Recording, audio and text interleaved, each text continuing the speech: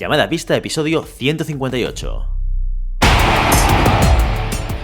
Hola, muy buenas y bienvenidas y bienvenidos a Llamada a pista, el programa, el podcast en el que hablamos de ese desconocido deporte que es la esgrima. Este podcast está pensado por y para ese extraño a la par que especial colectivo de seres humanos que decidimos no dedicarnos ni al fútbol, ni al baloncesto, ni al tenis, ni a ningún otro deporte conocido y que por el contrario preferimos, en pleno siglo XXI, blandir la espada y enchufarnos a la pista. Hoy estamos aquí, un viernes más, una semana más. Maribel Matei, muy buenos días. Buenos días, Willy, ¿qué tal? Pues muy bien. ¿Y tú qué tal después de la resaca post-comentarios del fin de semana? Pues bien. Lo que pasa es que como esto de la rima no para, pues ya deseando que llegue el final de temporada, no os voy a mentir. Tengo ganas de que termine esto ya y descansar un poquito en vacaciones. Cogernos un merecido descanso, una merecida pausa para coger un poquito de oxígeno. Pero bueno, ya estamos a las puertas del final. Estamos a 3 de junio y esto está muy cerquita de que se acabe. Los grandes eventos, que es ahora cuando empiezan, están muy cerquita ya. Sí, lo que pasa es que luego son tan intensos los campeonatos de España, luego el Sí, campeonato de Europa, el sí. campeonato del mundo. Que son muchos Uf, además. son muchos y todos muy seguidos y luego vamos a terminar con un respiro, pero bueno, nos queda mucha rima por disfrutar aún, por analizar, también por vivir como entrenadores y como alguno de nuestros oyentes como tiradores también, o sea que vamos a alargarlo un poquito más, con todas las fuerzas que nos queden. Seguro, seguro. Recuerda que hace no tanto estábamos deseosos de que esto pasase. Sí, Cuando estábamos en COVID, a ver cuándo vuelven las competiciones, a ver cuándo vuelven. Pues mira, ya hemos vuelto, ya están aquí. O sea, que ahora a disfrutarlas a tope. Bueno, a quien no saludo hoy es al señor Santiago Godoy, que hoy, cuando grabamos, es el cumpleaños de su hijo y pues ha decidido hacernos el salto y estar con la familia. Así que desde aquí, un fuerte abrazo a Martí, al hijo pequeño de Santi, que hace 2 años, de hecho, no hoy día 3 porque grabamos el día 2 jueves, el 2 de junio. Hoy día 2 de junio, hoy día 3 para ti oyente, que es cuando lo escuchas, es el cumpleaños del hijo de Santiago Godoy. Así que, oye, enviarle mensajitos por Telegram, que esto seguro que le hace muchísima ilusión a Santi. Y por eso no estoy aquí. es que es un padre tan sacrificado, es- Sí. Le van se a dar... entrega, se Sí, sí, se entrega al están 100%. peleando entre entregarle el premio del año como padre o el premio del año por estar más en servicios sociales que en otro sitio. No sé exactamente qué premio ganará, pero alguno de los dos. Santi es una persona que, entre nosotros hay que decirlo, siempre destaca. O sea, Sí, no es aquello que diga, ostras, ni chicha ni limonada, me deja... No, no, o gana o no gana, pero no hay término medio para él. O te gusta o no te gusta nada. No hay término medio para Santi. claro, ¿la adoras o quieres matarle? Pues sí, yo estoy de acuerdo. O sea, yo mi relación con él es un día una cosa, otro día otra, dependiendo del momento. Pero es Exacto. verdad que es una persona de extremos. Ya lo vimos en los comentarios de la semana pasada también.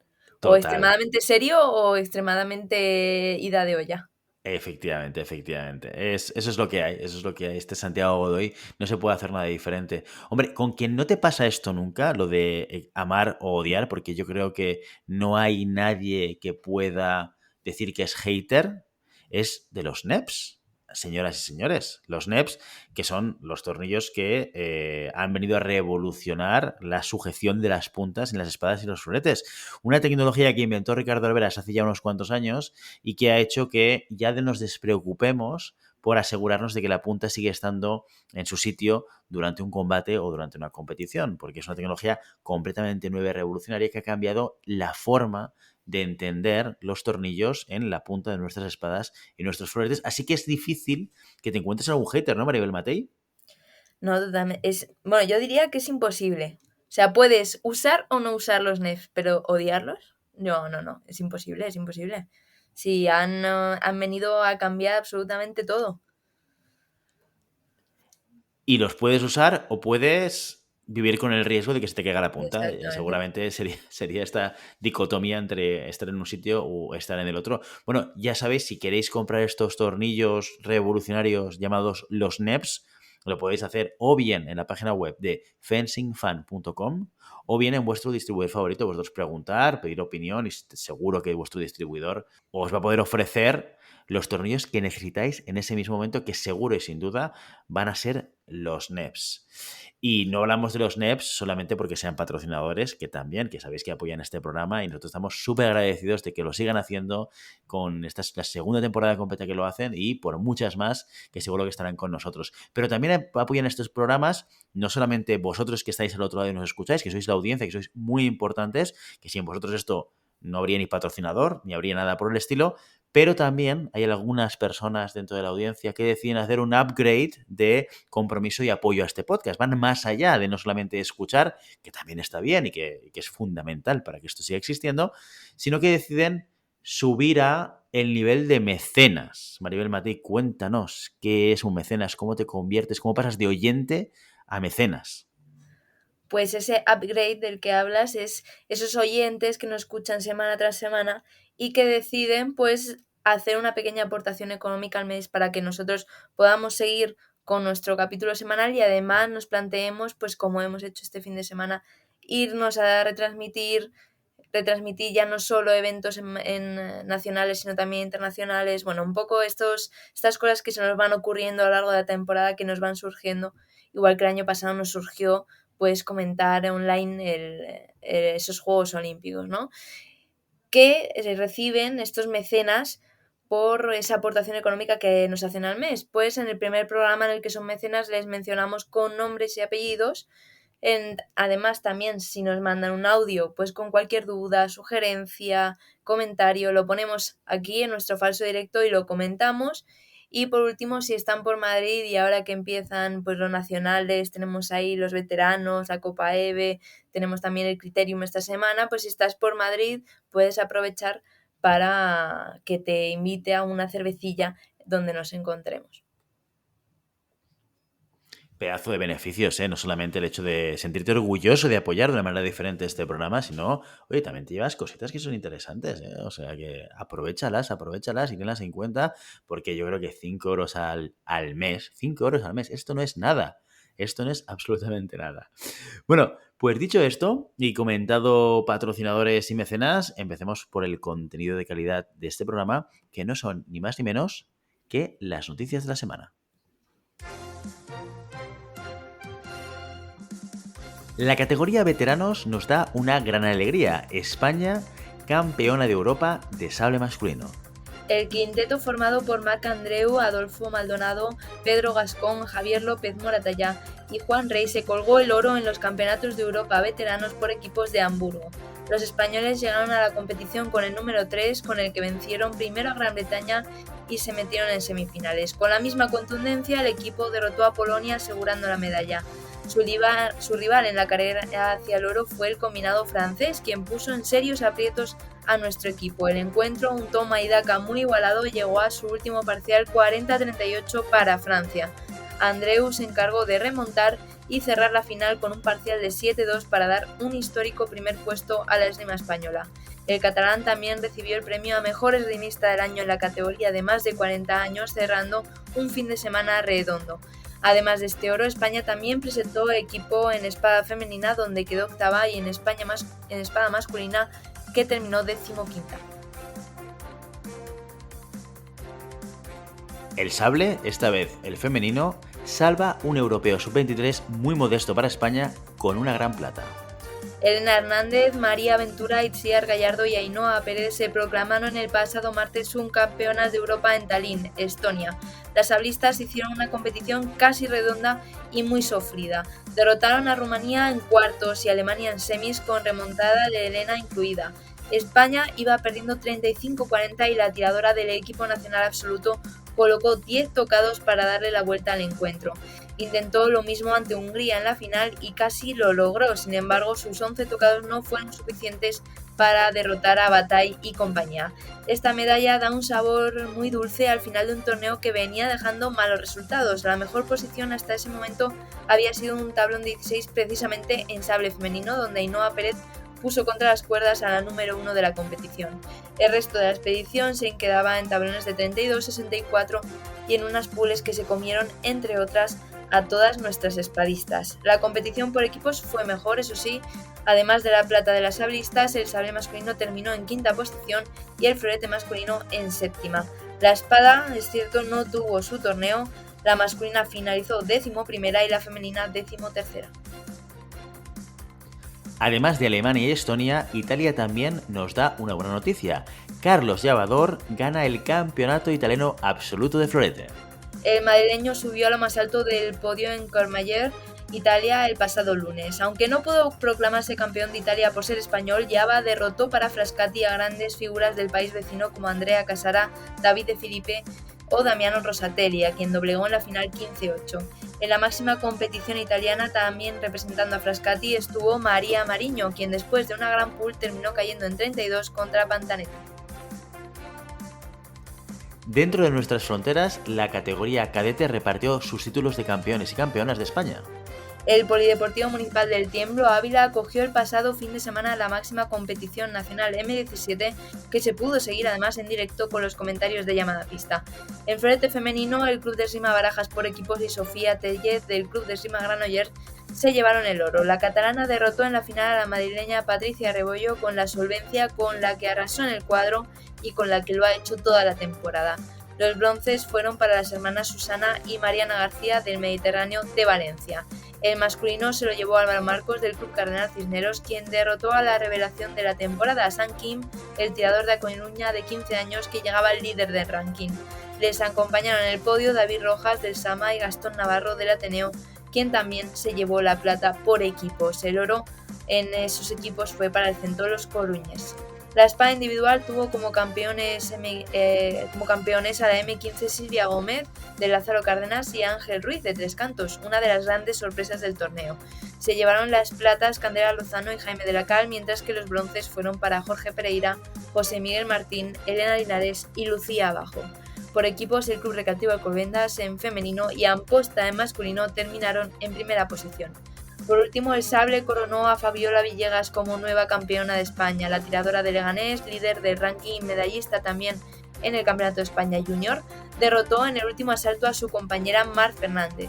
Ambas se habían deshecho en semifinales de Inés Valverde y Lucía del Palacio, quien se llevaron sendos bronces. Leganés también se llevó el oro por equipos después de ganar al Sama, que terminaron segundas. En el masculino, Marc Jovet, de la Escuela Hongaresa de Esgrima, se subió a lo más alto del podio al derrotar al líder del ranking cadete Rodrigo Verde del Sama. El tercer cajón estuvo ocupado por Jorge Casasous y Mateo Urgelles. El club catalán también se llevaría la plata por equipos tras caer en la final ante el Club de Esgrima Barajas. El calendario sigue y va agotándose poco a poco a nivel nacional e internacional. En España, este fin de semana es el turno de los más pequeños que se citan en Las Rozas para disputar el Criterium Nacional. El torneo M11 y M13, que llevaba sin celebrarse desde antes de la pandemia, se celebrará en el Polideportivo Dehesa de Navalcarpón, empezando por el florete, siguiendo por el sable y terminando con la espada el domingo. Fuera comienzan las grandes citas internacionales con el Campeonato Panamericano. Asunción, Paraguay, es la sede del primer torneo continental que citará a más de 300 tiradores y tiradoras de todas las almas. Le seguirán el próximo 10 de junio el Campeonato Asiático, el 15 el africano y el 17 el europeo.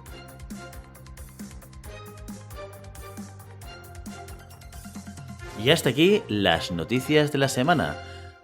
Bueno, una semana cargadita de noticias de todo tipo a nivel nacional y a nivel internacional. Oye, muy buenas noticias el primer puesto de Carlos Llavador en Italia, ¿no? Sí, yo creo que ejemplifica muy bien cómo ha crecido en estos años que lleva estando allí en Italia, ¿no? Llegó un poco pues de tapadillo y ahora después de estos años, después de 4 años creo que lleva ya, pues se proclama, no puede por ser español, pero se proclama realmente campeón italiano, venciendo a gente muy importante y esto muestra su nivel de forma de cara a lo que queda de temporada, ya lo vimos en ese tablón de 8 de hace unas semanas y muy buena noticia para él y también para la esgrima española que aprende con él. Otra cosa muy importante que pasó este fin de semana, no solamente porque estuvimos nosotros allí para poder comentar las finales, sino también por el tipo de competición y de campeonato, fue lo que sucedió en Ávila, en el Tiemblo.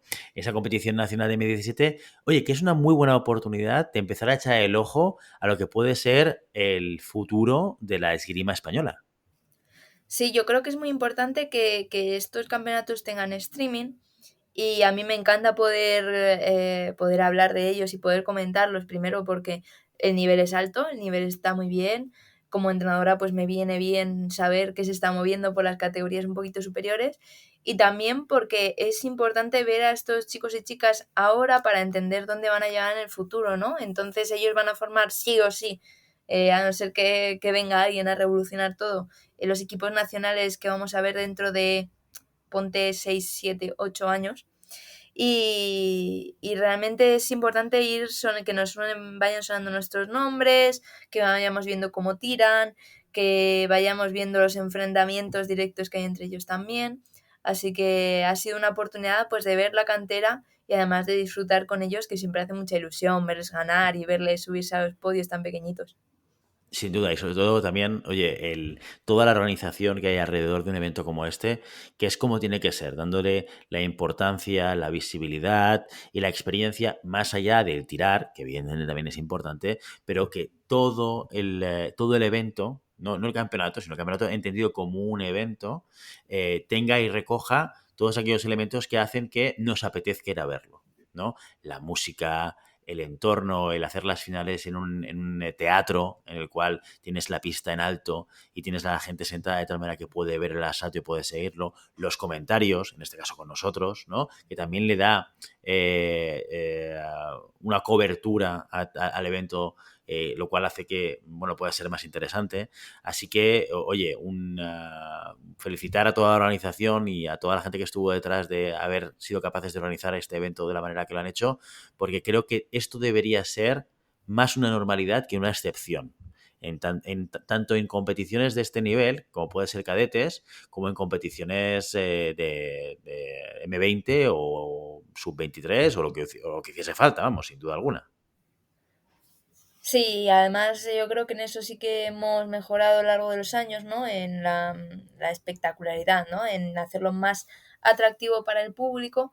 Aún queda mucho para que a una persona ajena a la esgrima le apetezca ver algo relacionado con la esgrima, porque al final tenemos un deporte complicado, que son muchas horas, que bueno, ya sabemos las limitaciones que tiene la esgrima, pero esto ayuda a que la gente por lo menos cercana a la esgrima, los padres, las madres, compañeros, amigos, pues lo puedan ver, lo puedan seguir y además si hacemos los comentarios llamada pista, además aprender un montón, porque Willy, somos unos cracks en esto ya.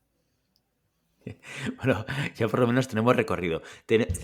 Todavía identifico cosas que tenemos que ir mejorando. Hay que ir mejorando cositas, ¿eh? Pero hombre, ya se nota que tenemos algo de recorrido comentando asaltos, ¿eh? Y se nota el trabajo que haces de investigación previa y toda la información que damos. Eso yo creo que está muy bien. Está muy bien porque permite a gente que no necesariamente está conociendo a la gente que está tirando en ese momento y ayuda a contextualizar. Oye, esta persona de dónde viene, quién es, qué ha hecho, si es su último año cadete o no lo es, si ha tirado con otra persona, es del mismo club o no lo es, ¿no? Cosas de este estilo ayudan a convertir un asalto de esgrima en una historia. Va más allá, porque ves protagonistas con algo que tienen detrás, con una historia que tienen detrás, ¿no? Y eso luego lo reflejas y lo llevas a la realidad que estás viendo en ese momento, que es ese asalto que tienes que explicar y que tienes que comentar y que tienes que intentar describir para que la gente lo viva. Tanto como tú. Yo creo que si hay una cosa que hacemos bien, Maribel, es transmitir nuestra pasión por este deporte en cada asalto que comentamos, porque esto yo creo que no se puede, no lo podemos quitar, no hay manera de que lo quitemos. Y cuando vemos el asalto, lo vivimos y lo transmitimos de la misma manera que lo vivimos. Totalmente. Cuando a veces que nos venimos un poquito arriba, esto nos pasó sobre todo en lo de las internacionales que hemos comentado, de gritar, bueno, yo me acuerdo con el equipo español en Ciudad de Barcelona, que nos dejamos la voz, nos dejamos absolutamente todo. Eso no se puede fingir y es verdad que lo sentimos en el momento y cuando decimos que algo nos parece muy buena acción o muy bueno, es porque lo creemos de verdad, no, no es como lo típico, qué chulo, no, es que esta acción es así, así, así, porque ha pensado esto, a lo mejor ha visto esto, tal. Entonces sí que es verdad que eso lo llevamos la emoción por delante. Totalmente, totalmente. Bueno, pues vamos a transmitir un poquito más de emoción porque este fin de semana, aparte de las competiciones de las que hemos hablado, ha ocurrido competiciones internacionales que puntúan para el ranking internacional y que son relevantes e importantes. Y ya sabéis si a quién llamada a pista, os las traemos y os explicamos todos los detalles de las cosas más relevantes que han sucedido. Esta vez vamos a hacer 2 viajes. Nos vamos a ir primero a Georgia, a Tbilisi, a hablar de la Copa del Mundo de espada masculina y luego nos vamos a ir a Polonia, a Katowice, hablar de la espada femenina. Maribel Matei, cuéntanos qué pasó en Tbilisi. Pues era la última Copa del Mundo para la espada antes del europeo y la verdad es que si nos hubiesen preguntado por el podio, probablemente solo tú, Willy, podrías haber aceptado uno de los tiradores y es porque es una persona que a ti te gusta mucho y es el veteranísimo Igor Reizin. El ucraniano número 6 de la FIE se metió en las semifinales para alcanzar la segunda medalla esta temporada tras su bronce en los Juegos Olímpicos de Tokio. Sufrió Reizin en 32 para ganar 11-9 contra Malkotti y también 16 contra Kurbanov, que está haciendo una grandísima temporada. Eso sí, se benefició el ucraniano del pinchazo de Canone que cayó contra el italiano Bismara, al que Reizin destrozó para meterse en estas semifinales. Enfrente tenía a Mate Tamaskoc, el húngaro de 22 años, que consigue su segunda medalla consecutiva, ya hablábamos de él la semana pasada, y también la tercera de la temporada. Derrotó por la mínima 13-12 a su compatriota András Fienocho en un tablón en el que esquivó a los favoritos Rubén Nimardo y Hussam El Khor, medallista de la última competición también igual que él. ¿Qué vimos en esta primera semifinal? Pues vimos un asalto muy lento, donde durante la mitad del primer tiempo ninguno quiso cerrar la distancia para tocar. La no combatividad fue la protagonista de estos primeros compases, donde Koch tomó la iniciativa de llegar a Reizin hacia atrás, provocándole, abriéndole blancos, pero el ucraniano no se inmutó ante estas provocaciones del húngaro y buscando la mano tímidamente pues no llegó a entrar del todo ni a buscar el tocado. Así el primer tiempo se pasó sin puntos, sin un tocado efectivo, con un 2 iguales frutos de la roja por pasividad. Esto obligó a Koch a buscar el tocado y lo consiguió al final de la pista del ucraniano. Fue entonces cuando Reizin tuvo que presionar hacia adelante, también un poquito agobiado por esa roja, por esa última roja de pasividad que había visto. Y la verdad es que el tomar la iniciativa le vino muy bien, igualando el pobre marcador en las segundas acciones a las que los contraataques de Koch no llegaban. La semifinal cambió una y otra vez de signo. Cuando Reizin se ponía por encima o igualaba, era Koch el que presionaba para buscar el tocado y cuando el húngaro se adelantaba, se dejaba llevar a su final de pista, eso sí, sin dejar de buscar su luz. Koch mantuvo la distancia con su guardia adelantada y paró los ataques de Reizin cada vez más apurados. El veterano no encontró el hueco ni el acierto con la punta, lo que le costó finalmente el asalto. 15-9 para el húngaro, que se volvía a meter en una final. La otra semifinal fue también muy, muy poco esperada. Allí vimos a un japonés de 32 años, Inochi Ito, que consigue su segunda medalla internacional en toda su carrera. La primera fue en 2014, por eso no nos sonaba prácticamente a nadie.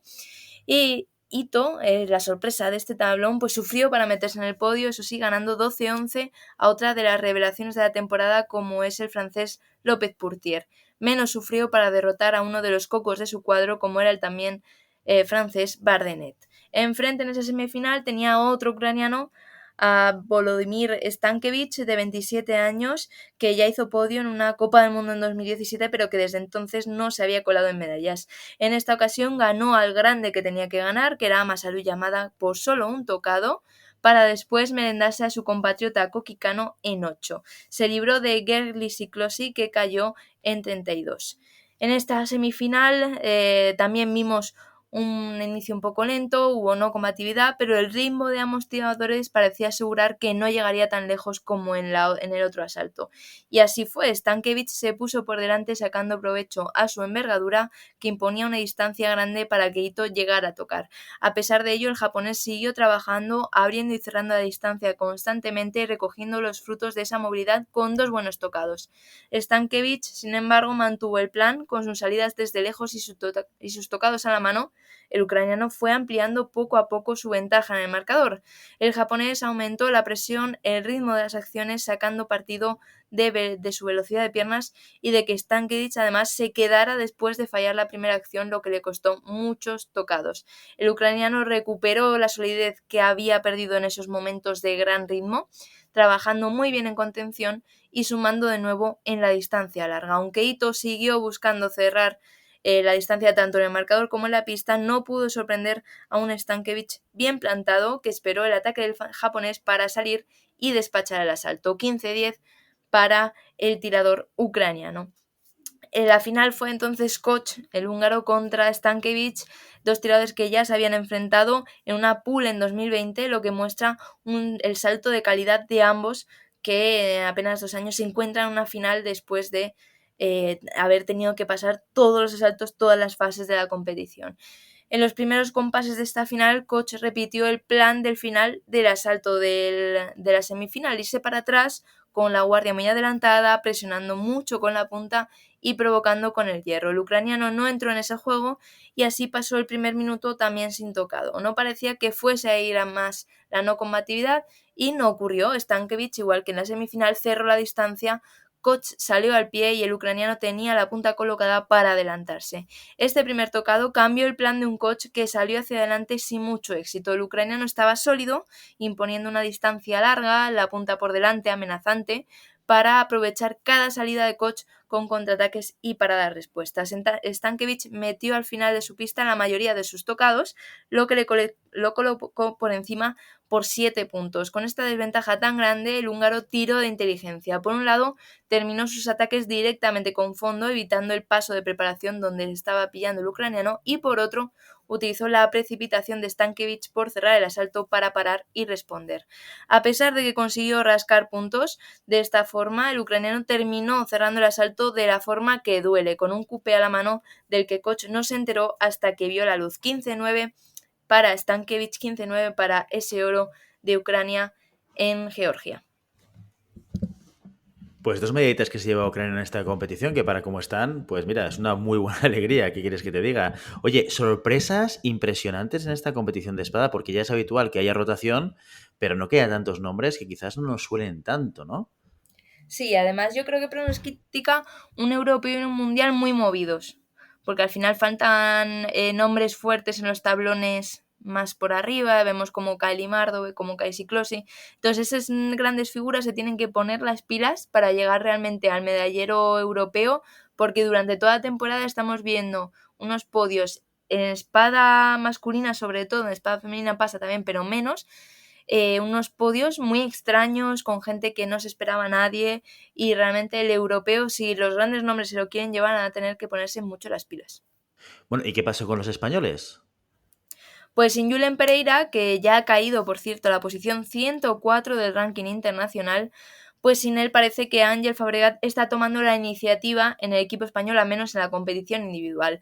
Cuarta vez consecutiva que el tirador de amposta se mete en el tablón principal, esta vez directamente desde las pools donde hizo todas victorias excepto una. Allí, en ese tablón de 64, se encontró con el estadounidense Justin Yu, con el que terminó cayendo 15-8. Llegamos a ese tablón de 64, pero Ángel aún no supera ese primer asalto. También se coló en el segundo día Gerard Goner. El tirador de 21 años hizo una buena pool y ganó sus 2 asaltos del tablón previo para llegar a combatir contra el ucraniano Svichkar, al que le dio muchos problemas a pesar de la diferencia de ranking y de edad. Gonel le presionó hasta el final de su pista, amenazando de todo tiempo con su punta, en un asalto por lo demás lento. Sviskar se hizo fuerte con el hierro, parando y respondiendo cuando Gonel cerraba la distancia para ponerse por delante en el marcador. El español, muy móvil, logró igualar el asalto aprovechando el caos de respuestas fallidas del ucraniano. Finalmente, un ataque en el que Sviskar dominó el hierro fue clave para la victoria del ucraniano. Nuestro tirador de 21 años, aún así, a pesar de esta victoria, suma una buena experiencia internacional y se iguala un poquito al club de los mayores, llegando a ese tablón principal. Por otro lado, Manuel Vargas no pasó el primer asalto de tablón preliminar, mientras que Juan Pedro Romero se quedó más cerca, en previo de 64. Diego Calderón cerró la comitiva al no pasar la fase de pools. Bueno, pues mira, justamente os he hablado alguna vez de la posibilidad de que Ángel deje la esgrima. No sé si ahora será buen momento, viendo que empieza a coger un poquito de inercia, ¿no? Y a colocarse en esos tablones principales de domingo. Ya vamos a ver qué tal evoluciona y si realmente, bueno, toma un poco más la iniciativa de este equipo español, teniendo a Julen Pereira en Honduras todavía, ¿no? Bueno, esto es una Copa del Mundo, ya lo sabéis. Cuando hay Copa del Mundo, disfrutamos de la esgrima individual y de la esgrima por equipos. Mariela Matei, ¿qué pasó con los equipos?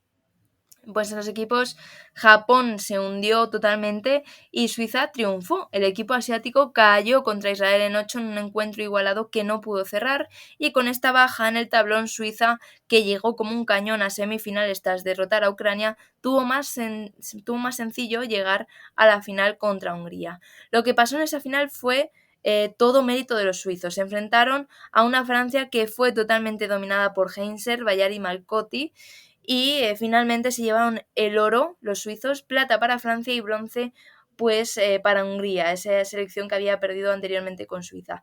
El conjunto de los azzurri, los italianos, que había ganado a Corea para meterse en semis, no pudo en un último gran parcial de Ciclosi pues llevarse ese bronce que finalmente fue para el equipo del campeón del mundo. Por último, España arrasó a Irán en 32 para caer por muy poquito ante Hungría en 16. Juan Pedro Romero, el cierre español, se quedó cerca de dar la sorpresa ante Nagui, pero se quedó a 4 tocados del milagro. El conjunto terminó 14º tras ganar a Egipto y perder contra Polonia. Bueno, pues hasta aquí la competición de espada masculina, esta Copa del Mundo que disfrutamos en Tbilisi, en Georgia. Y ahora sí, nos vamos a en Georgia. Siempre digo Georgia, ¿eh? Cuando veo Sí. Georgia digo Georgia, no sé, me sale, me sale así. El ser bilingüe, Willy. ¿Qué Sí, va a sí, ser? el ser unilingüe, ¿no? Que al final con un solo idioma te vas al que sabes. Pero ahora sí, nos vamos a Polonia, a Katowice, a hablar de la espada femenina y de esa Copa del Mundo. Georgia lo dirás mal, pero ¿cómo pronuncias? ¿Cómo me pones trampas, eh? No, Katowice. es que me parece que yo creo que está bien dicho. No, no, yo te ¿Qué digo te que está dices bien dicho tú? porque lo he mirado, ¿eh? O sea, no es que lo Ah, sepa, es amigo, que lo he ido a mirar cómo se decía para no amigo. cagarla. Porque me confío con Georgia, me confío porque sé cómo se dice, pero cuando lo voy a leer, leo Georgia. No sé, mi cerebro tiene un cortocircuito, ¿sabes? Entonces, pero es Katowice. Katowice. Katowice. Exacto.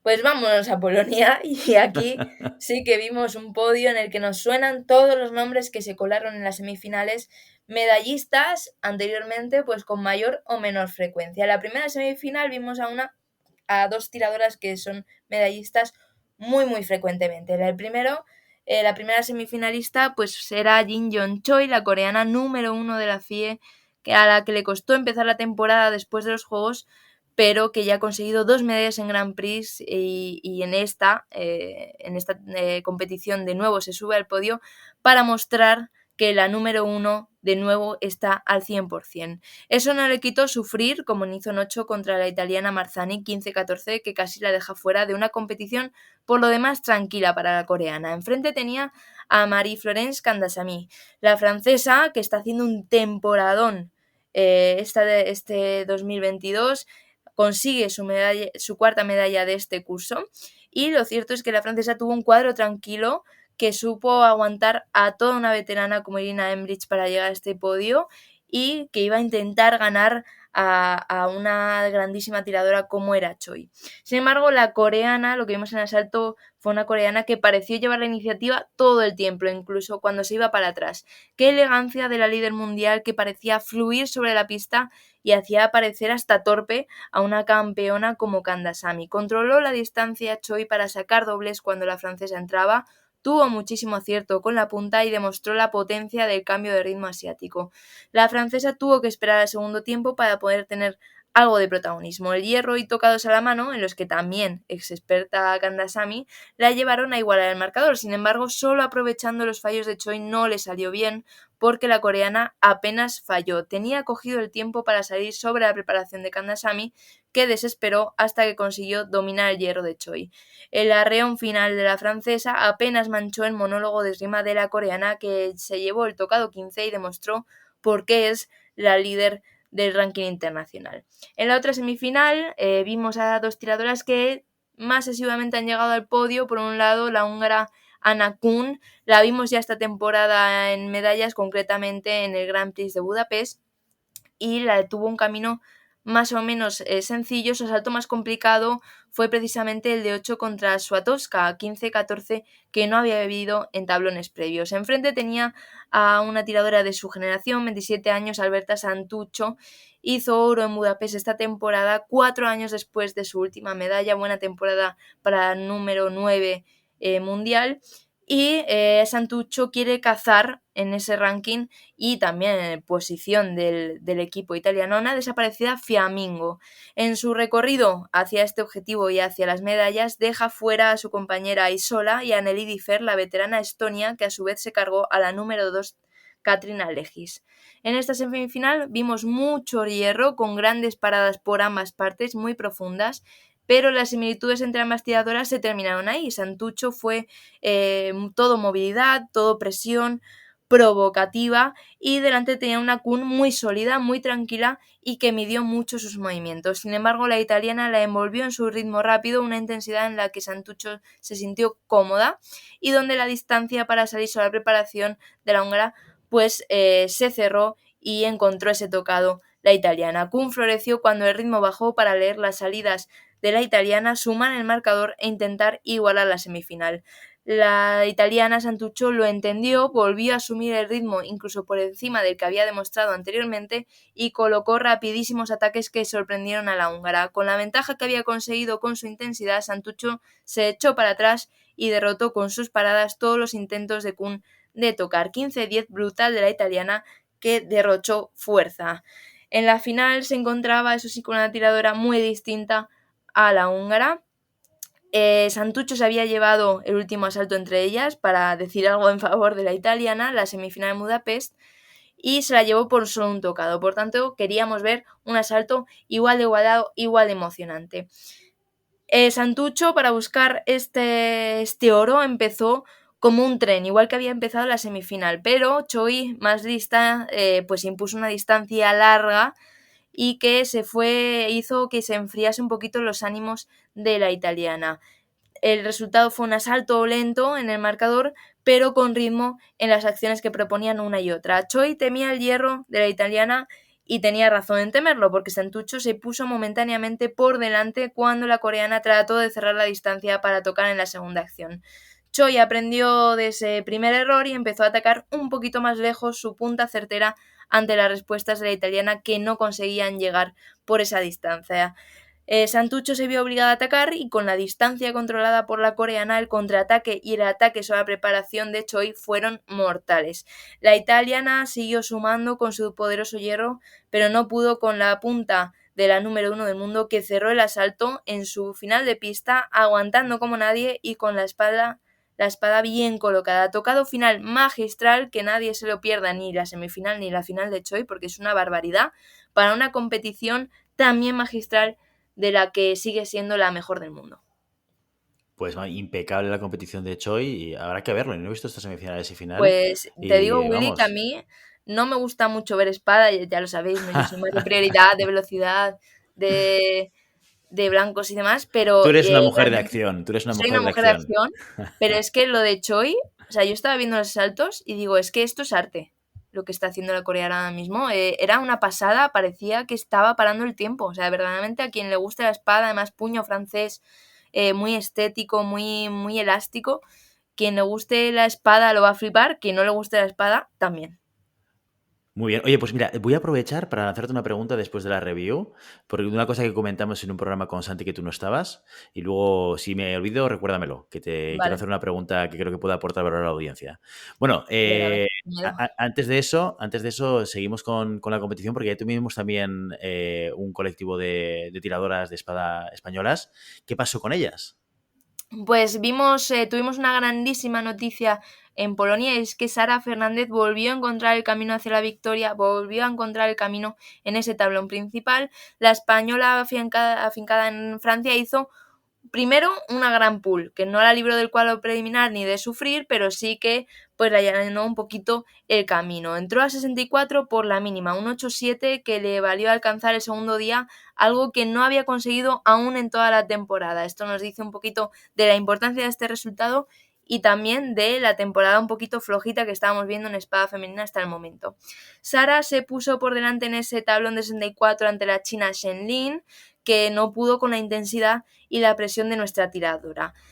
Sara, como decía, se puso por delante, se echó para atrás esperando la salida de la china para sacar el contraataque o la parada. Los dobles fueron en su favor, fueron además muchísimos, y sorprendiendo de vez en cuando con ataques, Sara logró un colchón de puntos que le vino bien cuando la china empezó a apretar para intentar igualar el marcador. La española controló bien la distancia, muy agresiva además, para cerrar el asalto. Así pasaría al tablón de 32, donde tenía también, lo cierto es que fue un asalto extraño. Tenía el asalto muy, muy controlado ante la egipcia Nardine Ehab, sorpresa del tablón al derrotar a Mara Navarria, que es cierto que salió muy móvil, pero tan paciente como la española, lo que nos dio pues un asalto lento donde el primer tocado efectivo llegó al final del primer tiempo y fue precisamente para Sara. Después la española repitió el plan del asalto anterior, irse para atrás, presionar muy activa y buscar el contraataque o la parada. Le salió muy bien a Sara poniéndose 5-2 arriba, sin embargo empezó a flaquear en esa paciencia y la egipcia pues le dio un poquito de su propia medicina, pillándole bien la Hub con esas paradas, con esos contraataques. Pero bueno, Sara tenía el asalto controlado, brillantes tocados a la mano la mantuvieron por encima al final del segundo parcial y fue en el tercero y a falta de 50 segundos donde se le fue totalmente el asalto a la española. Sara dejó entrar mucho a Hub, ya pensando que iba a cerrar el asalto enseguida, que ya estaba muy cerca de esa victoria, y la egipcia aprovechó con grandes fondos, muchísimo ritmo de piernas y engañando con paradas falsas a la española. De ir 4 arriba Sara a estar igualada con la egipcia y finalmente terminar perdiendo en la prioridad con un ataque muy precipitado en el centro de la pista. A pesar de este asalto con sabor muy muy agridulce, gran resultado para Sara, por fin encuentra en ese tablón principal el hueco, podía haberse metido perfectamente en 16 y buena noticia de cara al europeo que es ya inminente, pues que Sara ya haya encontrado esa victoria que la venía reuniendo bastante tiempo.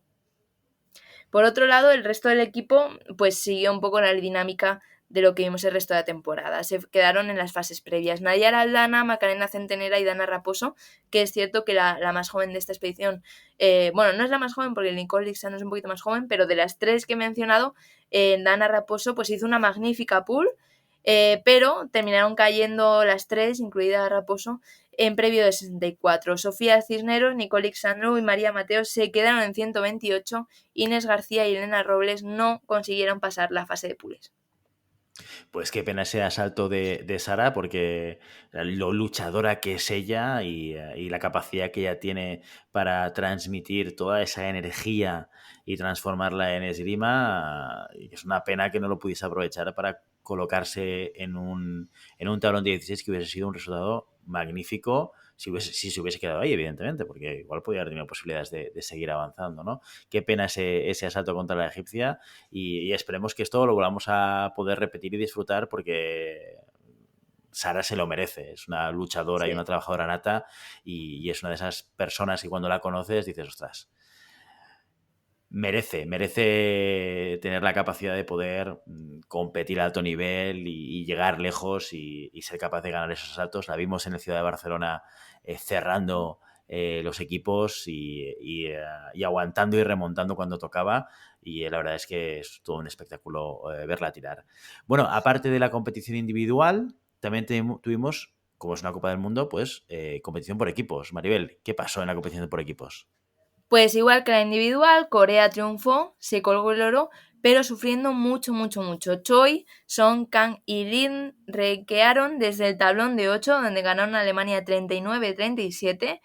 La semifinal pues fue aún incluso más igualada, donde se enfrentaron a Estados Unidos, que llegaba muy muy fuerte después de derrotar a Italia, y unas estadounidenses que estuvieron muy cerca de dar la sorpresa. Catherine Holmes hizo un gran parcial final, 9-4, que no fue suficiente para darle la vuelta al marcador, pero que le metió el miedo en el cuerpo a Corea en esa semifinal. En la final contra China fue Corea precisamente quien tuvo que remontar. Los dos últimos tiempos de Choi y Song fueron clave para la victoria de las coreanas, quienes se llevan el primer puesto individual y también el primer puesto por equipos.